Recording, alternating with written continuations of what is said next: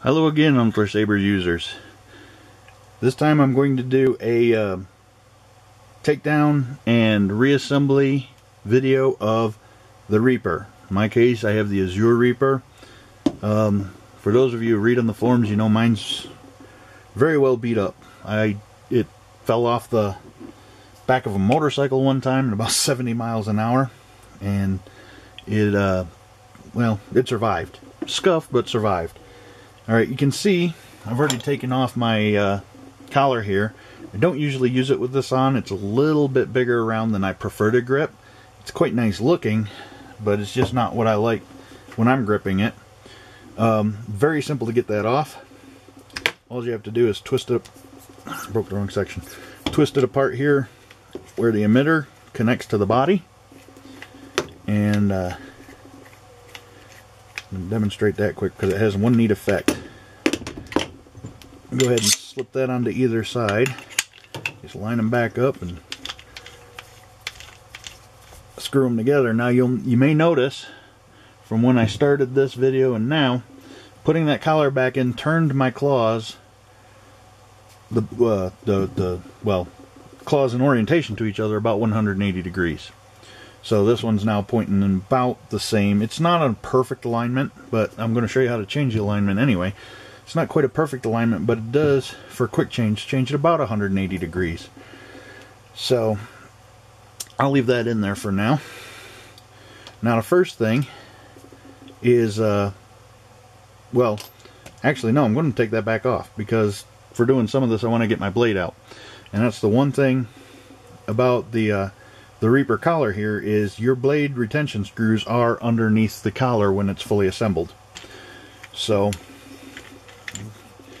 disassemble that again. And we can put this back in.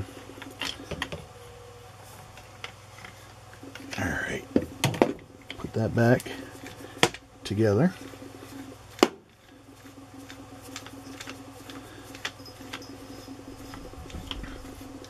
Again, claws that were on the same side are now about 180 degrees off each other. The blade retention screws right here, there's actually only one blade retention screw on here. Loosen that up, blade slips right out. Now, that it holds securely. Every blade I've put in this, I've had light, medium, mid-grade, and heavy grade. Ultra Edge or otherwise, they're kind of the same material. I've had both in there. One retention screw holds very well. There's no need to doubt about it. You get a nice deep emitter that, you know, helps to cushion the movement on it as you're dueling. Now, as I said, the claws are completely adjustable using the same size Allen key wrench as our blade retention screw. The front emitter, this angled piece, can be loosened up in front of the emitter,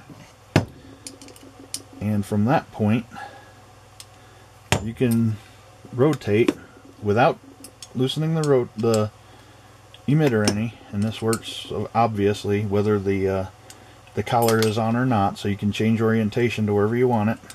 You see I had my claw on relative to the recharge port and opposite the switch. Well, I can rotate that just like this and keep that claw aligned with the switch, again without changing anything here in the main blade retention part of the emitter. Whether the collar is on, I can orientate both claws the same, offset any way I want, and just pretty much adjust it any fit that I want right there from that. And then once it's where I want it, where you want it, go ahead and tighten these screws back down. This is probably fairly obvious, but I've seen questions about it. So go ahead and lock those back down pretty securely. Now that can be, actually I'll show it, that can be removed completely, that end. But what happens when you do that, you know, this is just the nature of the materials we're working with here. There will be screw marks in the end here. So you can do that, and this part still work as a blade retainer. You can pop a blade right down in there with the retention screws back here, so you can go ahead and lock that in. You know, fire it up. You can hear I've got sound in this. I've got my emerald driver set to Guardian Blue right now. Makes a pretty nice looking emitter, just like that, without the angled piece. Now, once you, the drawback to this, the only drawback to this, is if I can see it up here close enough, you can see, having had the set screws set in there at different locations, or even at the main location where they set most of the time, there is some marking of the emitter, and that will be visible if you remove that front angled section. Not too bad. If you like a little bit of wear mark looking showing there, that's fine. If you want to color it in somehow or cover it up with, I mean, there's a little groove here where the set screw is set, so even if you were to put on there a rubber O-ring, like some people do to customize grips in the slots, that would cover those marks right up and might not look too bad. Personally, I like the angled emitters best, and that was one of the reasons I picked the Reaper as one of my first sabers. This actually was a part of my first purchase, and I love this saber. Go ahead and do that. Now, this handle can also be separated here in the middle. I'll unscrew that part way. Unless you're going to get into customizing the wiring or doing some rewiring, there's no point in opening that. The wires from the switch and the recharge port down to the batteries go right through there. If you take the pommel off, which I'll go ahead and do here anyway, if you take the pommel off, that part can be all the way unscrewed without hurting your wires. However, you know, there's just enough room in the wires to allow the battery and the emerald driver and the obsidian board to come out far enough to work with without pulling them. And there's a lip on the inside of this that won't allow that to come all the way off unless you separate those, which I have no intention of doing. Everything is working perfectly on this. I don't have any need to do anything with the wiring. I'm going to screw this rear pommel back on, or screw the pommel back on, and you can see right here on either side is a set of set screws again. So you got your emitter all lined up where you want it, and the claw and the angle set the way you want. You can also do the pommel side. Again, you loosen them up, and that claw can be orientated any way you want, aligned with the switch, aligned with the opposite claw, aligned off set. Okay, and you loosen them up all the way. You take the set screws out far enough. From there, there's quite a lip inside that they hook to, so the set screws are long enough to hold everything very securely. If I get myself here around to getting them far enough out, I'm trying not to take them too far out, because if I do, I'll inevitably drop one and have trouble finding it. But as you can see, pommel remains in place, still retains your battery pack and speaker just the way it should. Everything fits inside there.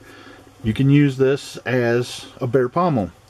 Now the pommel's not colored, so even though there is the same kind of marking inside the groove from the set screws, it's not nearly as noticeable as up on the emitter. And you know, if you like that little pommel look, that may be something you want to use. Go ahead and put this back on.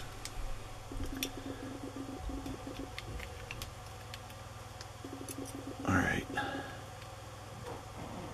Trying to tighten these down now.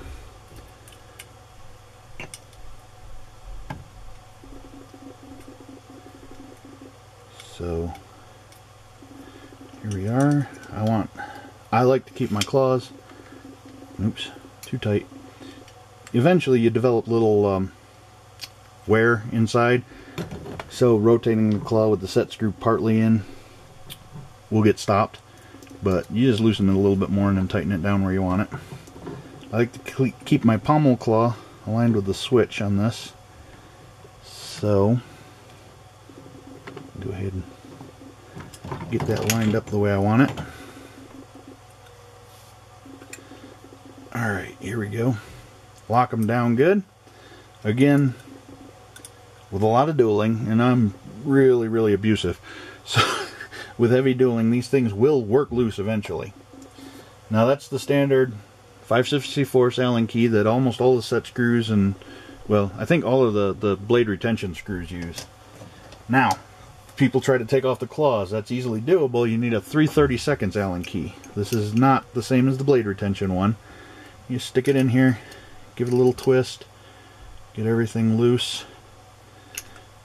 Now, like I've done in my Omen video, I use a ball head Allen key, so I can go ahead and put it in here and just pivot it all the way around. Let them screws out and try not to lose them. Haha, my claw took off spinning. Alright, drop those out. Get the front ones up here. I got that very tight. Alright. There we go.